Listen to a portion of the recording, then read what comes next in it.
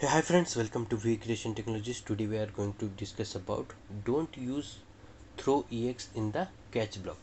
So in our day-to-day life we use the try catch block, and in the catch block we usually log those exceptions, but sometimes we use the throw EX, so which we should not use in our day-to-day life, because if you use the throw EX in the catch, then automatically you will lose those stack trace and all those exceptions. So let me show you with the example in the screen.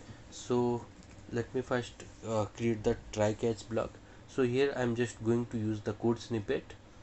Here you can see I wrote try, and after that just press uh, tab two times.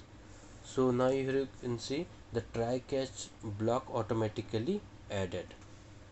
Alright, so here you need to write your code like whatever you want to write it, but right now I am not going to write any type of code.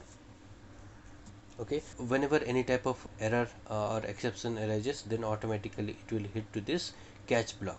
So here you can see we need to use exception ex. Okay, and this green color is showing because we are not yet used this ex in anywhere.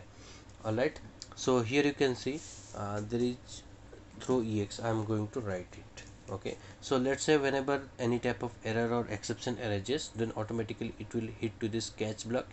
And if we are going to use this throw ex, then automatically you will lose the stack trace or the messages or whatever the error message or the exception it got caught in the catch block. It will automatically it will remove. So never use like throw ex here.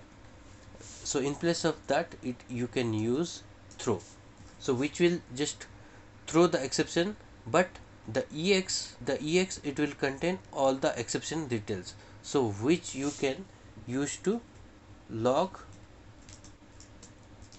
those exceptions in the database, or you can log those exceptions in a particular file, or you want to log in somewhere else also. So this is just a recommendation that never use this throw ex in your code, because this is really a bad code and you should not use it, which will automatically remove or delete your exception details. But in place of that, use always throw, so which will just throw the exception, but still you can get all those exception details. So this is the good code, and this is just a good practice to use such type of things in your day-to-day life in the C# programming language.